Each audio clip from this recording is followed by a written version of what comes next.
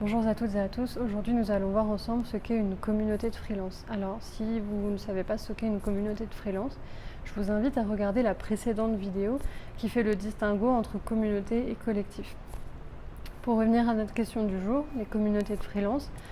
Donc on a vu la dernière fois que les communautés de freelance sont souvent des communautés digitales en fait qui se regroupent sur des plateformes spécifiques. Par exemple ça peut être Meetup, ça peut être Facebook. Et voilà, qui vont organiser des groupes comme ça, qui vont utiliser des plateformes digitales également pour pouvoir converser.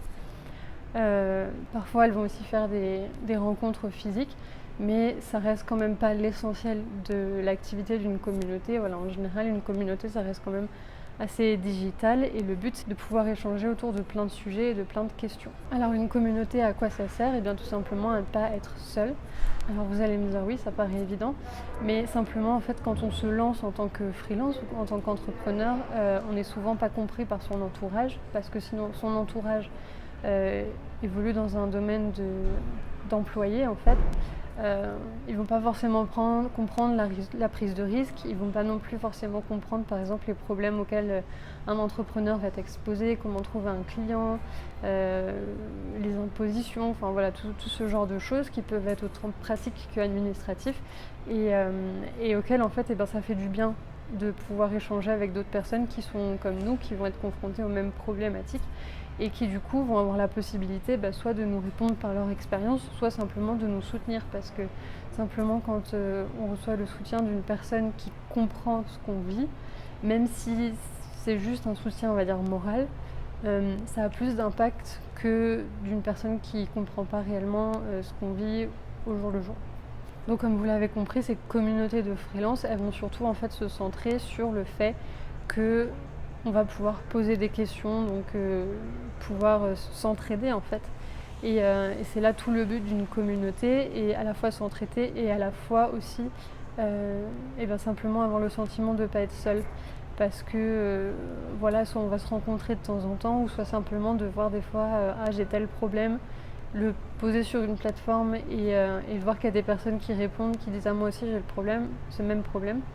Ça nous aide en fait à se sentir déjà mieux ou soulagé, ou en tout cas déjà à se dire bon, c'est normal, je suis pas seule, et donc ensuite à pouvoir poser les choses pour pouvoir trouver des solutions. Et donc pourquoi une communauté de freelance c'est super important? Et bien c'est simplement parce que vous en avez besoin en fait. Vous pouvez trouver du soutien avec votre famille, avec vos amis, sur plein de domaines, mais vraiment dans le domaine de l'entrepreneuriat, pour pouvoir répondre à vos questions, pour pouvoir aussi éviter de faire des erreurs que peut-être d'autres auront déjà fait et dont ils pourront vous donner en fait leur retour.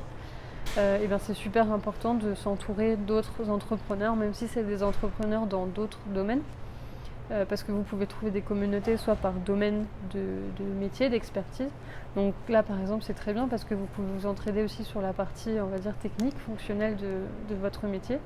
Mais même une communauté plus grande qui va prendre en compte tout un tas de typologies d'entrepreneurs, c'est aussi super bien, c'est valorisant pour vous et c'est valorisant en fait pour se sortir de la solitude de l'entrepreneur, parce que cette solitude elle existe, et encore plus si jamais vous travaillez en digital et que du coup vous êtes toute la journée derrière votre ordinateur et que vous n'avez pas forcément de contact physique, même ne serait-ce qu'avec des collègues ou avec d'autres personnes ou vos clients.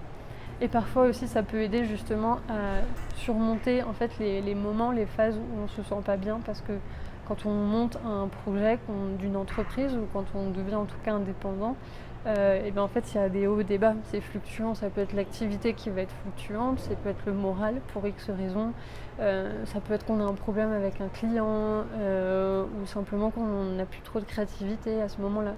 Et en fait toutes ces petites choses-là, de ne pas être seul et d'appartenir à une communauté, ça permet de le partager à d'autres, ça permet d'avoir les retours d'autres personnes.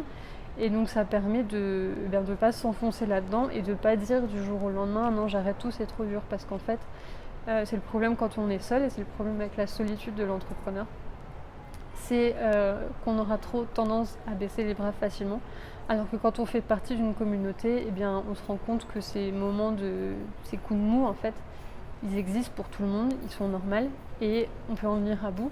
Donc ça rebooste en fait. Faire partie d'une communauté, vraiment, ça va vous booster, ça va vous aider à surmonter plein de problèmes juridiques, administratifs, Ça peut vous aider parfois à trouver des clients, ça peut vous aider à trouver des partenaires potentiels avec qui travailler, ça peut vous ouvrir vraiment un énorme champ de possibilités. Donc je ne peux que vous recommander d'intégrer une communauté de freelance si vous vous lancez. Ce sera tout pour cette vidéo, n'hésitez pas à regarder la vidéo précédente et dans la prochaine vidéo, nous parlerons de pourquoi rejoindre un collectif de freelance. À bientôt.